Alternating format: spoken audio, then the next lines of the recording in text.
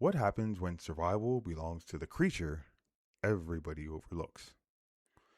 In other words, what happens, when people tend to underestimate someone for something that they're doing? Well, first of all, welcome to the Coachman. And for today's story, we're going to be having a very fun examination of underestimating someone and what they're doing and looking at The Ant and the Grasshopper, which is a story by my friend. Well, I call him my friend, but he's been dead for thousands of years, but someone who I deeply enjoy, and that's Aesop from Aesop's Fable. And this is a wonderful little story that I think literally halfway through you're going to find like, I know where they're going with it, but it's always interesting to kind of like just see what's happening. So, with that being said, let's get into the story, and I hope you enjoy. On the hottest day of summer, a long line of ants marched across the dusty path, each one carrying a grain of wheat twice its size. Back and forth they went from the golden field to their underground home, never stopping, never resting. A grasshopper sat on a table, a tall blade of grass nearby, playing a tune on his back legs. He watched the ants with a grin. "Why do you work so hard?" called the grasshopper. "The sun is shining. The fields are full of flowers. Come, sing with me." An old ant at the front of the line paused and looked. "We are storing food for the winter," she said. "When the snow comes, there will be nothing to eat. You should do the same." The grasshopper laughed. "Winter? That's months away. There's plenty of time to worry about that later." And he went back to his song. Now, I'm going to stop here. I'm sure you can already see what's going on, yeah? But I'll give you a few modern examples like what they just said. It's almost like, you know what? It's almost like um that one person that you know that is always waiting till like the last day to study, or that one person that every time you ask them to do something, it's always like, eh. Or you remind somebody, or like reminding, like, hey, that's got to get done, by next week. And they're always like, yeah, I'll get it done. You know what I mean? Or even like, and we've all done it, mostly men though, I would say. But it's almost like that guy where you're like, yo, my man, you might want to, go ask that girl out to the dance sooner than later. And they're like, I'll get around to it. Or that person that is waiting on that, and you're like, hey, have you messaged that dude back? And she's like, I'll get to it tomorrow. And then what ends up happening? So with this, let's get back to it. The days grew shorter. The leaves began to turn from green to gold and red. Still the ants worked, carrying seeds and grain deep underground. They packed their tunnels with food and lined their walls with dry grass to keep out of the cold. The grasshopper noticed the changing leaves but shrugged. There's still time, he told himself. He hopped from field to field, singing his songs to anyone who would listen. But the flowers were fading, and fewer creatures were stopping by to hear him play. One morning, a young ant called out to him from the path. "Grasshopper, the frost is coming. We can smell it in the air. Have you gathered any food for at all?"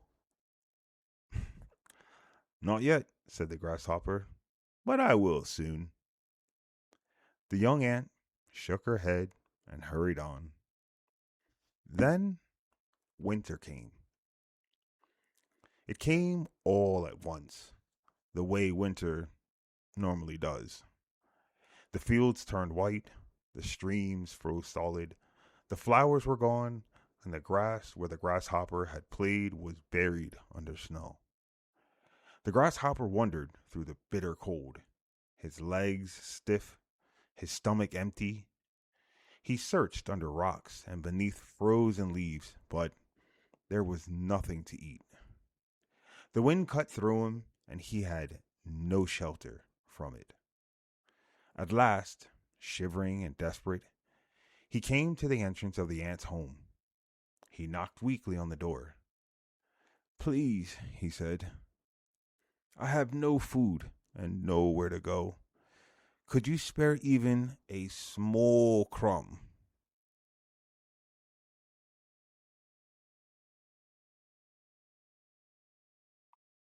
I gotta put this in here. Look at this begging bitch now. The old ant from the summer opened the door. She looked at the trembling grasshopper for a long moment, aka giving him the wickedest side eye. "What did you do all summer while we worked?" she asked quietly as she mic dropped on him. The grasshopper hung his head.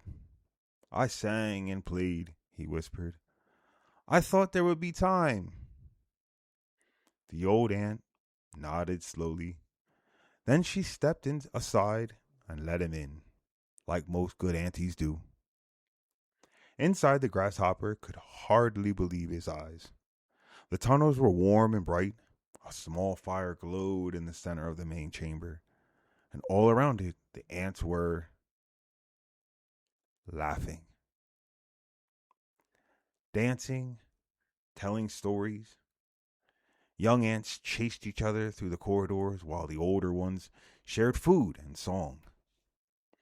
They had worked hard all summer so that now, in the darkest and coldest season, they were free to play. The old ant handed him a piece of grain. "Eat," she said, "and next summer, perhaps, you will remember there is a season for work and a season for play, but the work must come first." She must have been Jamaican. You know what I'm saying? Only Jamaicans got them wicked mic drops like that, yeah? She told him like it is. And I gotta be honest, to be honest, in all fairness, yeah, I was the grasshopper. No joke. As a kid, I was 100% the grasshopper. I would wait till the last moment to do everything. And I'm not gonna lie, as I got older, it took me to about like mid-20s to realize, like, yo, when something needs to get done, just do it. Just get it over with. Who gives a shit what it is? Just get it done with. And guess what? Now you don't have to do anything. Like, even before I sat down and I recorded this, I had to fix my glasses first. And then I walk for about like 40-45 minutes or so. And I did my walking. Like, I kind of didn't really want to do, but I just did. I was like, oh, and I actually sat down first. And then I went and walked. I got back up, walked, and then came back. And I was like, okay, now I'm finished. But here's the thing. When I'm done with this podcast or with this episode, I'm going to go fuck off. I'm done for the day. I ain't got nothing to do. And it's great. So it's just one of those things, like, it's just one of those, even though, like, this is written thousands and thousands and thousands of years ago, it still reflects, like, on just the basic moral systems of our, of our society, where work was tied, this is kind of more like the hunter-gatherer kind of thing. But I think in modern times, this kind of is a mirror about society and how everybody wants to go. Like, for example, social media. That's kind of like our play now. Everybody wants to be on social media. They want to be admired on social media. But that's the funny thing. Do they really want to be on social media, or do they want what comes from social media? And if you look at it, these big YouTubers, big influencers, and all that, there's work that needs to be done. But you have to put in the work before you get the spoils. Yeah. And when you put in the work, you get the spoils. It's as easy as that. You can't, it's not like it's just magical. No, it's just dealing with shit one step at a time, and that's it. That's all it is. You know what I mean? So I hope you'd enjoy this story. Hopefully, it just either, change your perspective, calm you down, or whatever it does. But I hope it's done something, and I hope you enjoy. But with that being said, um, for next week, we got a story that answers this wonderful question. What happens when people become so entertained by the performance that they stop asking whether any of it is real? And just think about what I talked about when I said about social media. So take in this one and then ask yourself about the next, yeah?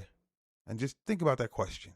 What happens when people become so entertained by the performance that they stop asking whether any of it is real? So I hope you enjoyed yourself, and until next time, take care.